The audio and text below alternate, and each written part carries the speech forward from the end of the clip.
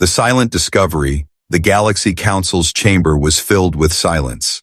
Stars shone in the background through massive glass walls, and alien leaders from dozens of worlds sat in a half-circle around a glowing table. Usually, the room buzzed with endless arguments, but not today. Today, every eye was fixed on a single trembling scientist who stood at the center.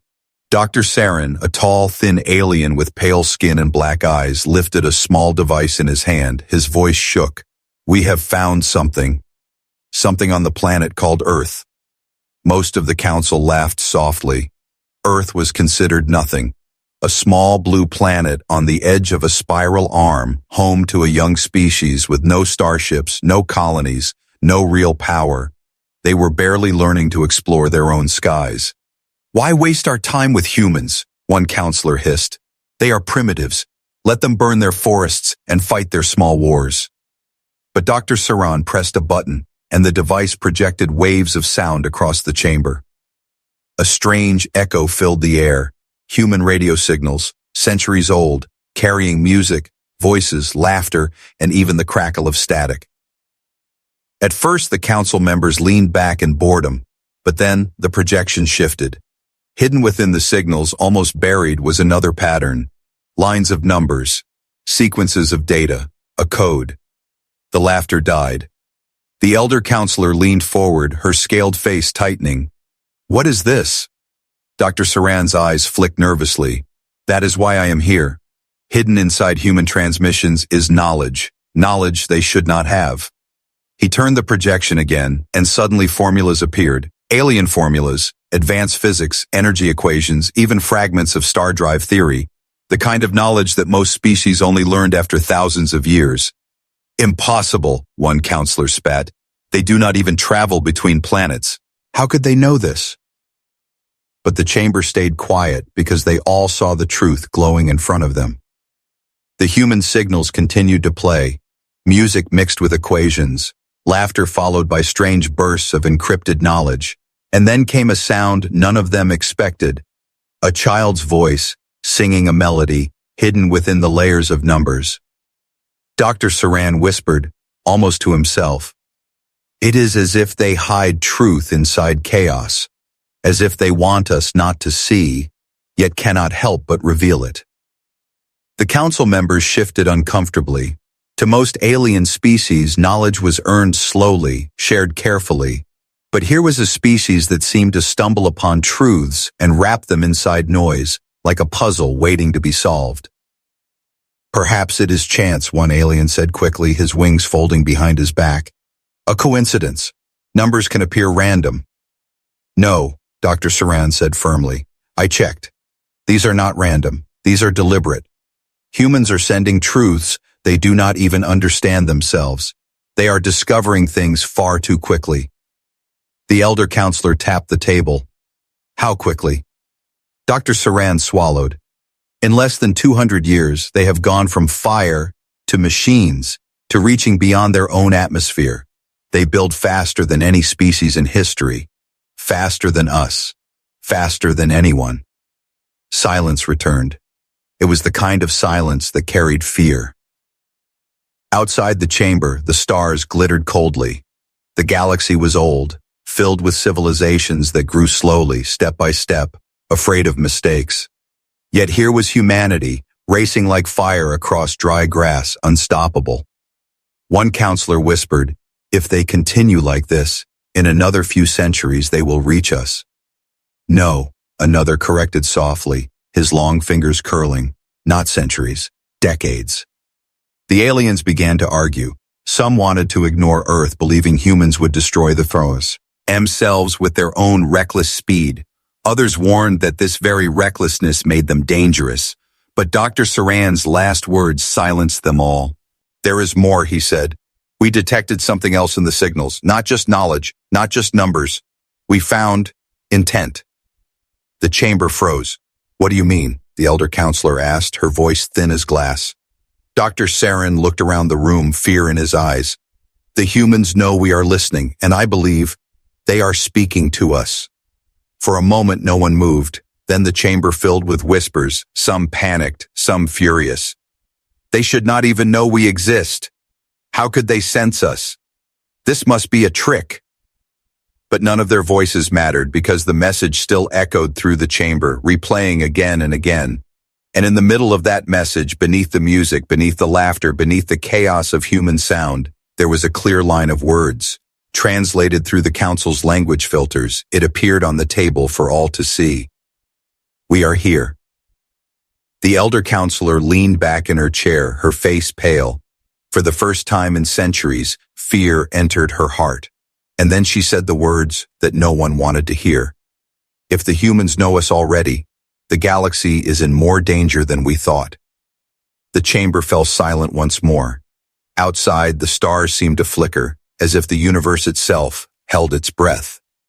The watchers in the dark high above Earth, hidden in the silence of space, a fleet of cloaked ships drifted like shadows. They belonged to the Silent Order, the Council's secret watchers, a group sent only when a species showed signs of becoming dangerous. Inside the lead ship, Commander Vaylor stood with his hands behind his back, staring down at the blue planet. The oceans glittered, the clouds moved softly, and the land seemed peaceful. To him, it looked almost fragile, yet the Council feared this fragile world. "They do not even know we are here," one of his officers said. Vaylor's dark eyes narrowed. Then explained this. On the screen in front of them, live images appeared. Humans in the Arctic, wrapped in heavy furs, drilling through ice to find food. Humans in deserts, walking under burning suns, carrying water across endless sands. Humans climbing mountains where the air was too thin to breathe, yet they laughed as they climbed higher. "Look at them," Vaylor said. "Every other species avoids extremes, but humans, they survive everywhere." The officer frowned. "That is not unusual. Adaptation is common." Vaylor shook his head slowly. "No, not like this. They do not simply adapt. They thrive. They bend the world to their will. See the machines, the fire, the shelters. No matter where they are, they create ways to endure." The fleet's sensors zoomed further. In one place, humans dug deep underground, building cities of stone. In another, they sailed wooden ships across vast oceans without knowing what lay beyond. Curiosity burned in their eyes, as if danger itself called them forward. "Do you see it now?" Vaylor whispered. "They are not afraid of the unknown. They chase it." Hours passed. The watchers studied humans closely. They saw a farmer teaching his child how to plant seeds in soil. They saw a group of young boys fighting in the streets, then laughing together moments later. They saw scientists launching crude rockets into the sky, clapping as fire roared beneath them. "Their technology is primitive," another officer said. "Yes," Vaylor replied, "but their spirit is not." The room grew quiet. Even through the screens, even from the safety of cloaked ships, they all felt it. An energy, a hunger in humans that other species lacked. And then something happened that none of them expected. The youngest watcher, a female officer, cried out, "Commander, the child, she sees us!" Vaylor turned sharply. On one of the screens, a human girl stood in a green field, her dark hair blowing in the wind. She was no older than 6 or 7. Her friends played nearby, chasing each other. But she was still, her eyes wide and unblinking, looked straight at the sky, straight at their cloaked ship. Vaylor froze. "Impossible. Our shields are perfect." Yet the girl kept staring. Slowly, she lifted her small hand and waved. The watchers inside the ship shifted uneasily. No other species had ever noticed them under cloak, not once in thousands of missions. Vaylor's voice dropped low. "Zoom closer." The screen sharpened. The girl's eyes were filled not with fear, but with recognition, as if she knew something was out there. And then she smiled. The watchers gasped. "Commander, how can she?" Vaylor raised a hand to silence them. The girl turned, shouted something to her friends, and pointed at the sky. They laughed, not understanding, and ran back to their games. But the girl stayed. She pressed her hand over her chest, then pointed up again like a message only she understood. Vaylor's throat tightened. "She feels us," he said. "Not with her eyes, not with machines, with something else. The officers whispered nervously. What does this mean? Are they telepaths, sensors, mutations? Vaylor did not answer. Instead, he stared at the girl until the screen faded as clouds covered the field. Commander, one officer whispered. Should we report this? Vaylor turned slowly. No, not yet. The Council already fears them. If they learn a human child can sense us through cloak, they will demand extermination. The officers went silent. Extermination. The word hung heavy in the air. Vaylor walked to the window, gazing down at the glowing planet. No, we will keep watching. We must know the truth. Humans are more than they appear. I can feel it. The fleet drifted silently, hidden in Earth's shadow, watching, waiting. Down below, the little girl returned to her friends, laughing as if nothing had happened. But when the others weren't looking, she glanced up at the stars one last time and whispered, softly, I see you. The first confrontation, the Council grew restless. Whispers spread across the galaxy like smoke. Reports of a human child sensing a cloaked fleet were never spoken in public, but the secret reached powerful ears. Fear turned to anger, and anger demanded proof, so the Council made a choice. If humans were truly dangerous, they must be tested. In the deep shadows of space, a small delegation ship was prepared. The Council disguised them not as soldiers but as traders, simple merchants carrying alien tools, devices, and gifts. Their task was clear: make contact with humans in secret, offer them strange technology, and see what they did with it. Commander Vaylor opposed the plan. They are not ready, he warned. You will push them too far. But the Council ignored him. The order was given. On Earth, it began with a storm. Dark clouds rolled over a coastal city, lightning flashing across the night sky. Most humans stayed inside, but near the harbor, fishermen watched the waves. Out of nowhere, a sleek silver ship descended silently, landing behind an old warehouse. The fishermen rubbed their eyes, thinking it was some strange aircraft. From the ship stepped three figures, cloaked in shadows. Their voices carried through translators. Greetings, humans. We come to trade. The first human they met was not a soldier, not a scientist, but a mechanic named Thomas. Grease covered his hands and his clothes were torn from long hours of work. He stared at the glowing device they held out to him, a cube humming with blue light. What is it? He asked. A tool, one alien said. Press here, and it will cut any material. Wood, stone, metal, all will fall. Thomas frowned. He turned the cube in his hands, examining it. Within minutes, he was taking it apart with nothing but his pocket knife. The alien stiffened. Stop! You will break it! But Thomas ignored them. His hands moved quickly, curious, fearless. Soon the cube lay open in pieces across his workbench. He muttered. Looks like power comes from here. Circuit flows this way. If I connect this wire instead. Suddenly the cube lit up brighter than before. The alien traders gasped. What have you done? Thomas smiled. Fixed it. Now it runs cleaner. The aliens exchanged nervous looks. It had taken their engineers years to stabilize that cube. This human had improved it in minutes. Word spread. Soon, more humans gathered. They brought machines, tools, even weapons from the alien ship. Each time, humans studied them with wide eyes, and then changed them. A farmer attached alien energy cells to his water pump, doubling its output. A boy used alien metal scraps to build a toy car that rolled faster than anything his friends had seen. The traders watched in disbelief. They had expected confusion, maybe fear. Instead, the humans absorbed everything like dry ground drinking rain. Then came the final test. The aliens brought out a weapon, a long staff glowing with pulsing light. It was dangerous, designed to fire bursts of energy. They offered it to a human soldier who stood near the docks, his uniform worn from years of service. It is a weapon of great power, one alien said, but only we can use it. Your kind will not understand. The soldier took it carefully, the weapon hummed in his hands. He stared at it for a moment, then pressed the grip. Nothing happened. The alien smirked. See? It rejects you. But the soldier did not stop.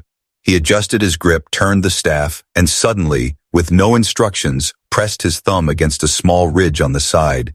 The weapon roared to life. A blast of energy shot into the sky, tearing a hole through the clouds. Lightning danced around the edges. Humans cheered.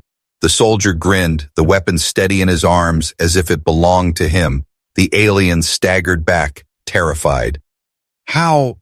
How did you know? The Solid. Dyer shrugged. Felt natural. That night, as the aliens returned to their ship, they whispered among themselves in fear. They were not supposed to understand.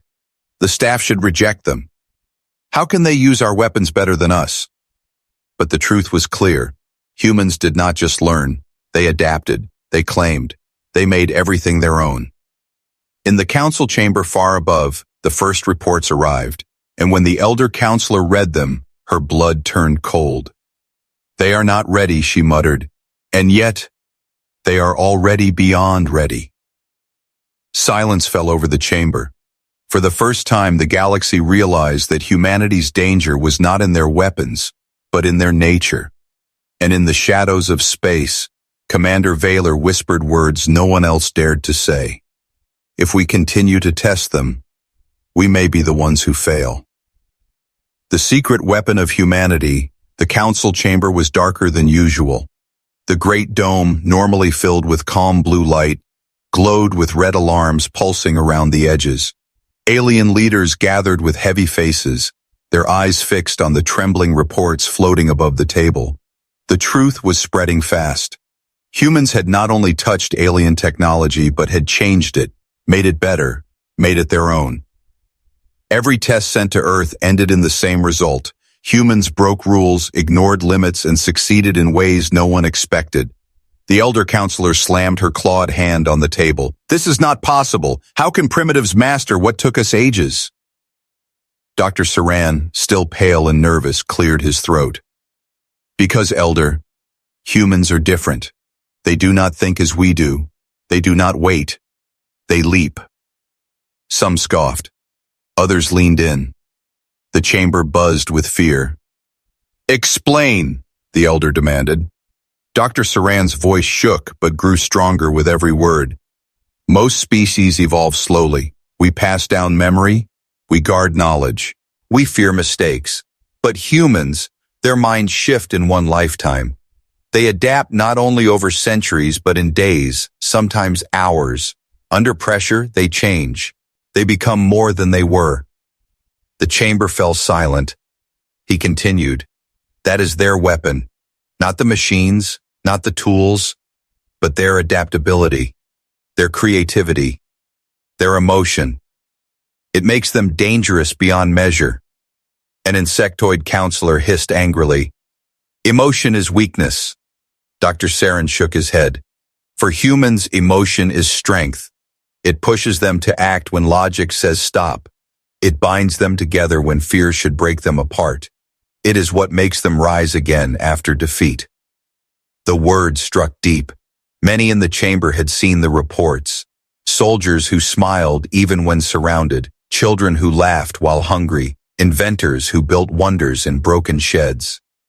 Vaylor, standing at the side as an observer, finally spoke. His voice was steady, but his eyes carried a weight no one could ignore. I warned you, humans do not fear the unknown. They chase it. They bend it. They will bend us if we are not careful. The elder counselor turned sharply. Then we must act. We must strike now before they grow stronger, before they leave that planet. Murmurs of agreement filled the air. Fleets were mentioned, invasions whispered, but Vaylor shook his head slowly. You still do not understand. Even if you crush them, they will rise again. You cannot kill what adapts faster than death itself. The chamber grew tense. The counselors stared at him with disbelief. And what do you suggest, Commander? The elder asked bitterly.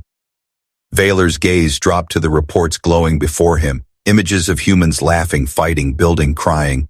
I suggest you stop seeing them as animals and start seeing them as the future. The word struck like a blade, but before anyone could answer, an alarm rang. A messenger rushed in, bowing low. News from the observation fleet. You must hear this. The messenger raised a small projector. Static filled the chamber before so. harpening into the image of an alien captain, his voice frantic. We tried to surround them, the captain said, to limit their tests, but the humans, his voice broke. They turned our own tools against us. They built traps we never imagined. They used our technology in ways that defy design. The image flickered. Behind him, flashes of fire lit the sky. Human ships, crude, half-built, were striking the alien fleet with shocking precision. They fight as if they knew us already, the captain gasped. As if they can see the moves before we make them. The transmission cut. Silence fell. The elder counselor's face hardened. This proves it. They must be destroyed. But Dr. Saran whispered softly, almost to himself. No. This proves they cannot be destroyed. Everyone turned. Don't you see, Saran said, his voice trembling. They are not fighting to conquer. They are fighting to protect. They fight for each other. It is not knowledge, not skill, not weapons. It is something else. Something we do not have. Vaylor nodded slowly. Their secret weapon is not their machines. It is their spirit. The elder counselor slammed the table again. Spirit cannot win wars. But even as she said the words, everyone in the chamber knew the truth. Spirit had already begun to shake the galaxy, and deep in their hearts, they feared that no fleet, no weapon, no council could ever stop it. The trap closes. The alien fleet moved like a storm through the void, shadows blotting out the stars. Hundreds of warships built over centuries now pointed their weapons toward one small blue planet, Earth. Inside the council chamber, the decision had been made. No more watching, no more waiting. Humanity had to be crushed before they grew too strong. Strike quickly, the elder counselor commanded. Leave nothing. The galaxy must never fear them again. And so the armada advanced. On Earth, humanity was not silent. In underground bunkers, on mountain ridges, and inside hidden labs, humans worked with speed no alien could understand. They had seen the fleets gathering in the sky. They had felt the weight of alien eyes for years. And though their ships were crude, their weapons primitive, they were ready. In a desert base, a group of engineers gathered around a glowing map of the solar system. They think we are weak, one whispered. Let's show them we are not. They had little time, so they used everything.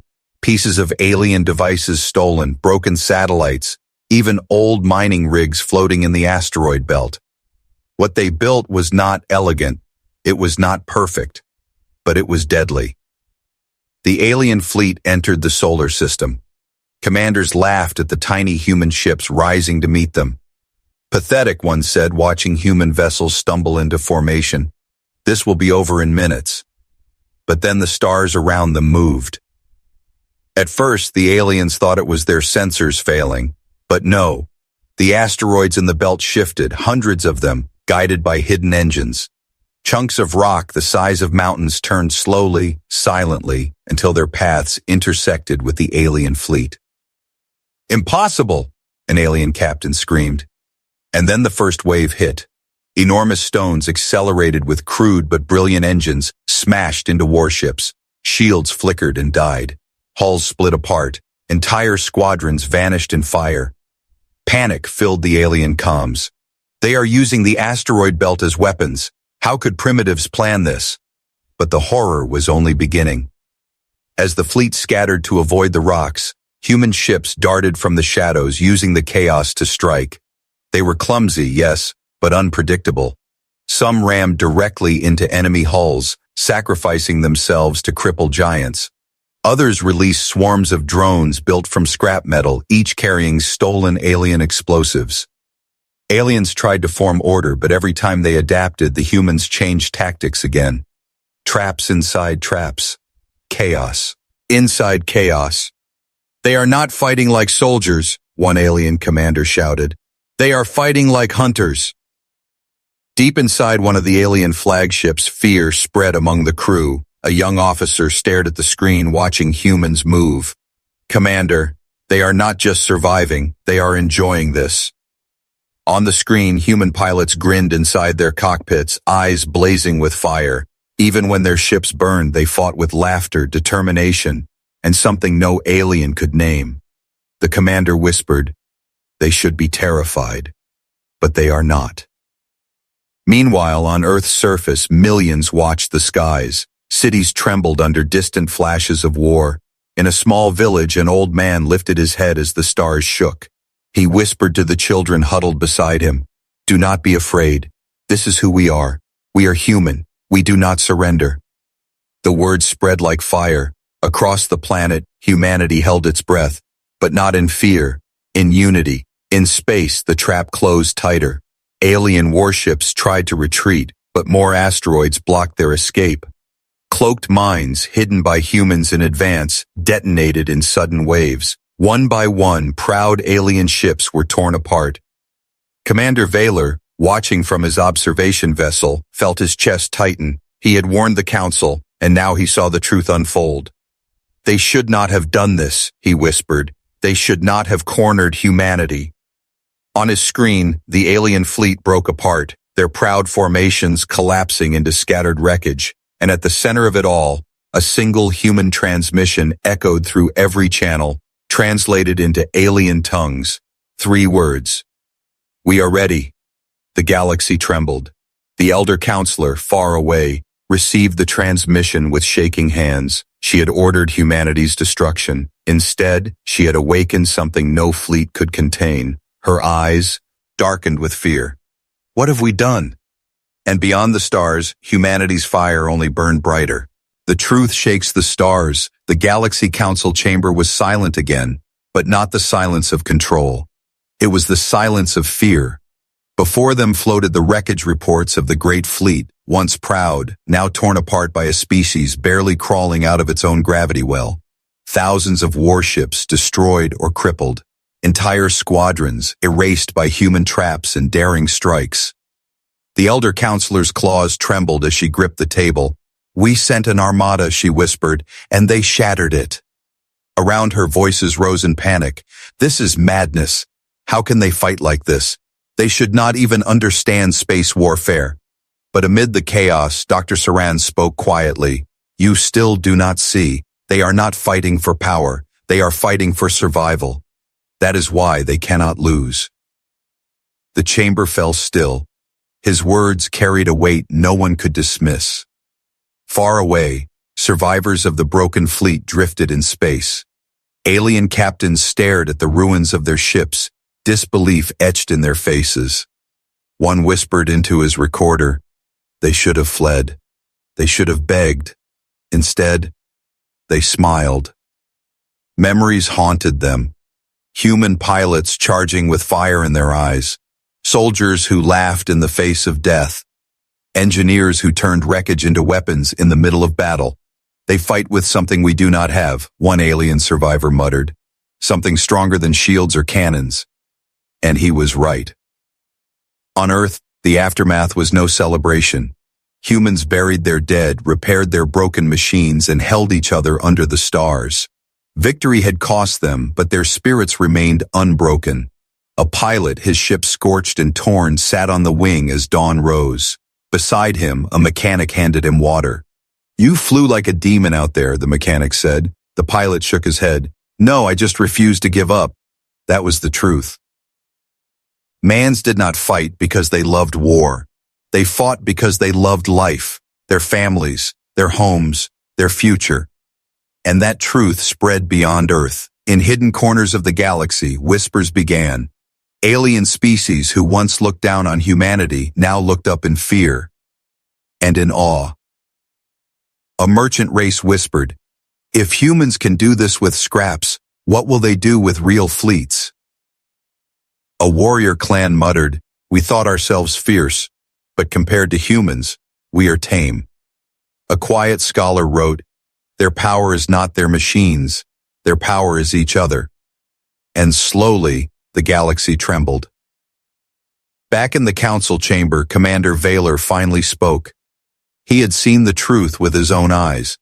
"You think this is the end," he said. "It is not. This is only their beginning.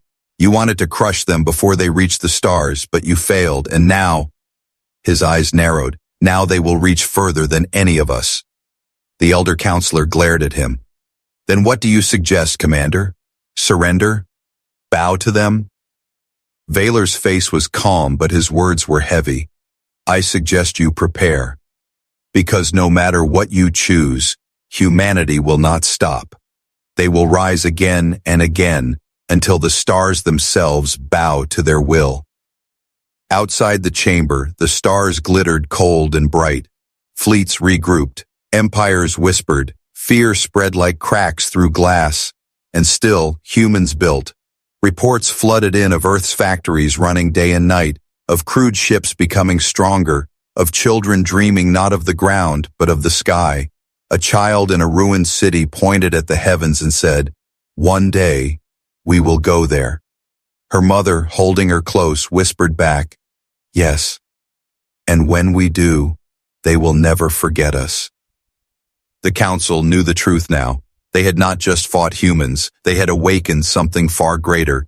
In the shadows, another message arrived. D from a survivor's black box. The voice of a terrified alien captain played through the council chamber, his words broken, frantic. They fight like no one else. I saw them smiling while dying. I saw them turn fear into fire. I saw humanity. The recording ended. No one spoke. Then the elder counselor rose slowly, her eyes dark with dread. If this is what they are now, she whispered, what will they become when they leave that world? The chamber fell silent again, but this silence was heavier than ever before, because everyone knew the answer, and it was a truth that shook the stars. The galaxy will never be the same. The council hall was filled with shadows, not from the lights, but from the weight of fear. Alien leaders sat in silence, their voices trapped inside their throats. Reports of broken fleets, shattered empires, and survivors' whispers floated above the table. For centuries, the council had believed themselves untouchable.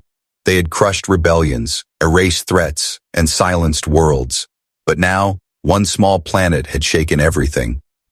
The elder counselor's voice was low. We tried to erase them. Instead, they revealed themselves. Humanity is no longer hidden. Beyond the council, the galaxy stirred. 100 alien races held secret meetings.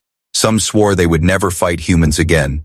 Others plotted desperate alliances to prepare for the storm they believed was coming.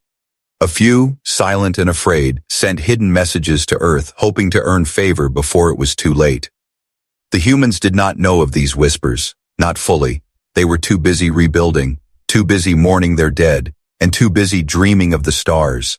On Earth, factories roared with new life. Engineers worked day and night, building ships from steel, scrap, and stolen alien parts. Children drew rockets in the dust. Farmers pointed at the sky while they worked their fields, telling stories of battles they had only seen from afar. The spirit of humanity had lit a fire that could not be put out. Commander Vaylor stood alone in his vessel, watching Earth from orbit. He had not given the order to strike, nor had he tried to stop the war. He had only watched. And now he understood something the council still refused to see. He whispered to himself, "They will rise. No wall will stop them. No chain will hold them. They are already moving beyond us." In another corner of the galaxy, an alien general stood before his broken troops. He had once believed no army could match theirs. Now he trembled as he remembered human eyes burning through the fire of battle. "Do not forget what you saw," he told his soldiers. "They fought with nothing but scraps and still tore us apart. Imagine what they will do with fleets. Imagine what they will do when they reach us." Fear rippled through the ranks, and still, humanity built. The first new ships left Earth's atmosphere, rough and loud, but alive with purpose. Pilots, young and untrained, looked at the stars not with fear but with hunger. They were not escaping. They were arriving. In one ship, a captain spoke to her crew. "We are not fighting for conquest. We are fighting for tomorrow, and tomorrow belongs to us." Her words echoed into the silence of space, carried by signals the galaxy could not ignore. Back in the council chamber, Dr. Saran placed his trembling hands on the table. "You do not understand. Humanity is not coming for war. They are coming because they cannot stop themselves. Curiosity drives them. Hope drives them. Even pain drives them. You will not defeat that. No one can. The elder counselor hissed. Then what are we to do? Kneel? Saran lowered his eyes. No, you must choose. Join them, or be swept away by them. Those are the only paths. The chamber erupted in fury, but beneath the noise was a quiet truth. No one could deny his words. Vaylor's final report spread across the galaxy. Was short, only a few lines, but they were repeated again and again in hidden rooms, in war camps, in markets, in homes. Humanity is not an anomaly. They are the storm we never saw coming. They will not fade. They will not break. Prepare yourselves. The age of humanity has begun. And somewhere on Earth, as night fell, a young girl stood again in a field. The same girl who had once seen the cloaked ship above her. She looked at the stars and smiled, whispering softly, "We are coming."